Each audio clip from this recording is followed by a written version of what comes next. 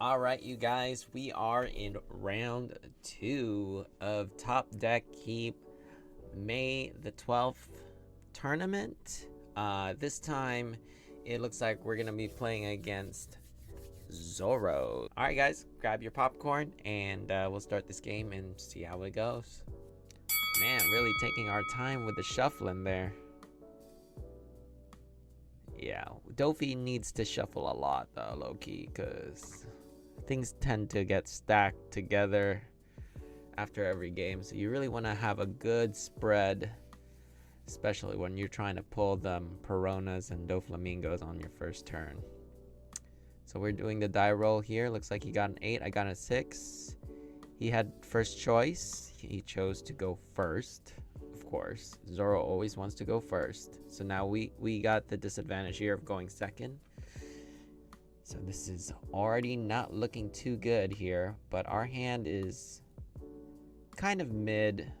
Usually, as long as I draw the 3 cost or the Perona, I'll keep it. In this case, we did see a Mihawk. We don't really want to see the Mihawk, but we still kept. Could be worse. So goes first turn Sunny. It's pretty solid play there. We had nothing else to do on our first turn with 2 Dons, so we went ahead and played Alvida. Alvida is a pretty decent card against Zoro because it gives you a chance to bounce one of their attackers. And she's also a 3K, which is a nice bait for their Vistas, which he's actually going to play.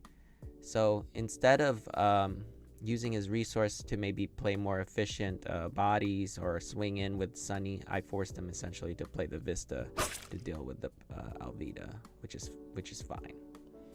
So we played Doflamingo there. Now we're setting up the top 5. All right.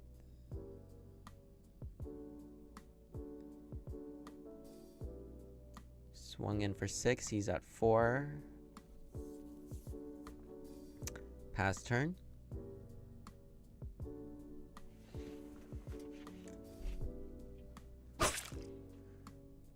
Swings in for 5. We take it. We're now at 4.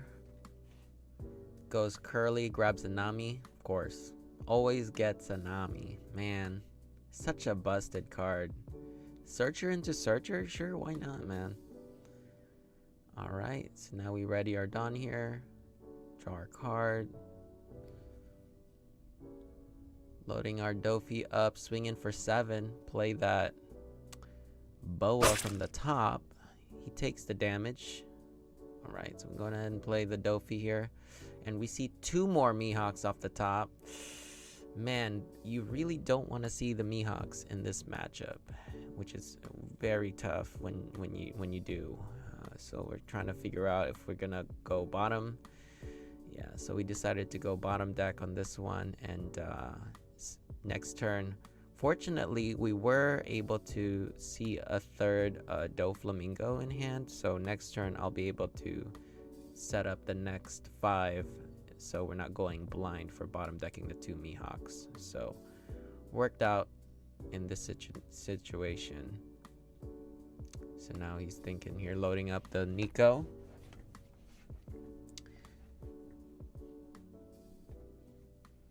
All right. Gordon bottom decks. Chooses the Boa. It's tough, man. This matchup is really hard when they see all their removal. And he saw a lot of removal. Got the Nico, got the Vista, and he has the reduction effects as well on top. So, and on top of that, we went second. So it's a pretty tough game here for us. So not sure if we're gonna be able to pull through on this one. Counter out of the Vista. So he swings in with Curly. We'll take that one. Running low on cards in hand here. Swings in with Zoro. We gotta take that one. Now we're at 2 life. Man, it's tough. It's tough. Alright, so here we go. We are now, I believe, on our 8 Dawn turn. Play Dofi. Set up top 5. We get that Jinbei on the top, it looks like. I'm trying to consider my options if we want to go Jinbei or it looks like Gecko on top.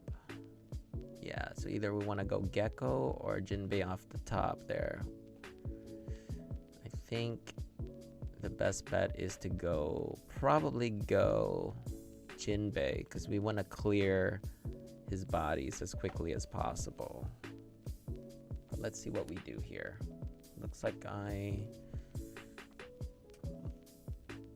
might be going for the Jinbei.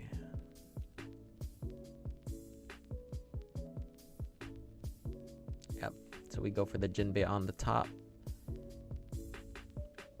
Dofi swing into Sunny-kun. He lets him die. Lead swing into Nico. Leader ability, play the Jinbei. He lets her die. Which I'm shocked, to be honest. Shocked he doesn't have any counter power at this point. Because he does have 5 cards in hand. So we leave 2 Dawn up to set up for the Love Beam. And we also have a readied Doflamingo blocker. So we have a decent setup right now. Against Zoro, you really want to have those events ready in hand to counter out of those swings. They're going to be swinging for a lot, so bricks really hurt you in this matchup. You really don't want to see any bricks. It makes it very difficult to stay alive. So he taps out, plays the Edward Newgate there, swings into Dofi with leader. Go ahead and counter 1 Love Beam to draw the extra card. We countered over because I already set up the top of my deck so that I have I draw into a 2K and the next card will be my draw, so I had to use the Love in that situation in order for myself to draw a card. So that's why I countered over. So now start of our turn here. Let's see what we do.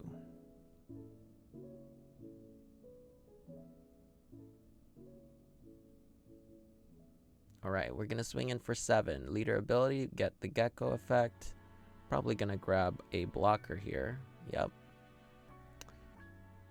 So that's one thing that we have going for us this game is we drew a lot of our 3-cost Dofi blockers, which is really one of the best cards in the deck. So very fortunate.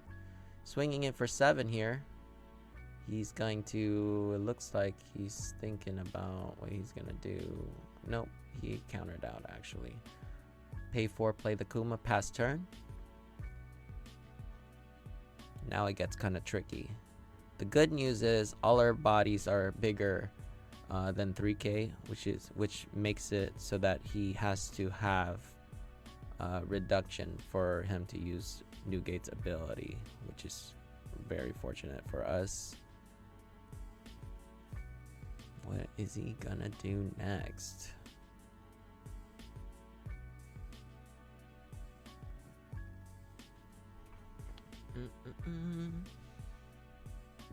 Uh-oh.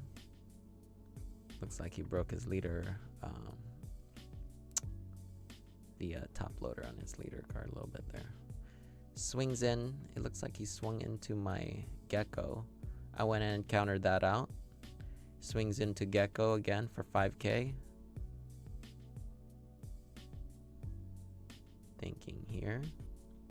Counter out of that one. Another 5K. Man, we're really getting strained here. Alright, we let that one die. The reason why I was countering out of Gecko was not to keep him alive, essentially so that he would commit more attacks on my Gecko. And trading 1 card in hand to stave off an attack is super valuable in this situation, especially because I was at 2 life, so I really wanted to make sure his attention was on my bodies. He swung into face with Newgate. I was able to block with Kuma and play Pacifista in hand. So now we have a good amount of bodies on board, and because he committed a lot of his attacks onto my Gecko earlier, he has a lot of rested characters, so we can go ahead and hit him back on the crackback and potentially clear his board here. But let's see what happens here. He goes and plays Nami, gets the jet pistol. Looks like he still has quite a bit of Dawn left here. Pace 4 kills the Pacifista. Alright. Respectable move, sir. I will take that. So we got 3 bodies and leader swing next turn. So let's see what happens here. It looks like he's still considering another play. 2 Dawn up, pass his turn. So 2 Dawn up is a signal against red that they have Red Hawk. So you're going to see in this turn, I'm going to be playing around the Red Hawk. Okay, so now I'm thinking here. I'm going to want to load up those Doflamingos. Make sure they're out of range from Red Hawk. Ooh. Oh, I see. I think I'm planning for the Mihawk play there. I just swung in even. Which is really disadvantageous for him to Red Hawk into. So I'm making him make that decision. In this case, he just let it die. So now I'm still thinking we're gonna go for another 5k swing. Make it really hard for him to use that Red Hawk. He's thinking about it. Lets it die. Alright, we're gonna go for another 5. I believe he's gonna use that Red Hawk now. Or maybe not. It's a tough situation. Do you use the Red Hawk for a 5k swing or do you let it go, you know? So now we're swinging to face. He's thinking about it. 2 life.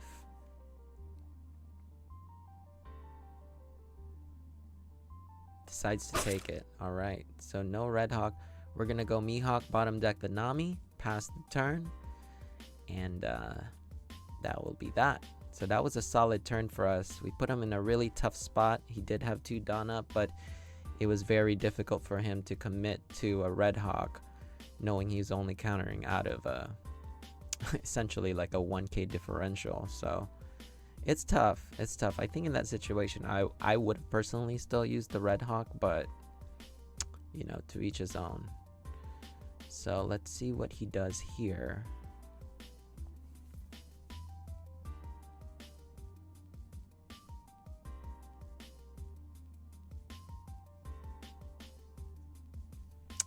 Tough situation.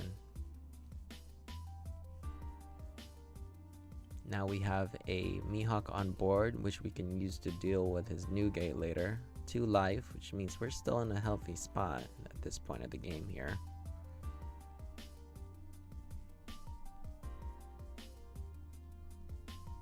At this point, being at 1 life, if he doesn't clear my board, I will 100% go for a game next turn. So if he continues to force damage to life, we're just gonna likely take it so that we can go for game next turn. If he forces an attack onto a character, we're gonna be likely countering out of that as much as we can. But right now we actually only have a 2k in hand, so I believe, oh yep, so he went for face. We got another Mihawk, man. It's just bad luck. Happens all the time. Mind you, I did bottom deck 2 Mihawks already, and somehow I got another one. Like, come on, man. This is why I only run 3. Swings again to face. We take that. So we're just taking it all right now. I'm saving all my counter power for the character. So you see that he swung to the Jinbei. I countered out of that to keep him alive because I have no intention of keeping this game going. We're really going for game this turn. It's do or die time. It looks like he's all tapped out at this point. He committed all of his Dawn to try to clear my Jinbei. So fortunately for us, we had the counter power. So now we're just gonna go full on damage. We're loading up the Dofi in case of a freak jet pistol off the life. And we swung in for 5 to life there. Swing in for another 7 to life. Takes the damage. We have 9k swing to life. And that's the game. Tough situation. Looks like he had 2 new gates and 2 Zoros in hand. But I don't think it would have made too much of a difference because we still had quite a bit of Don left, and you know, another swing off of our blocker Dofi. So tough game for him. Worked out for us in this one, and GG's, man. Well played.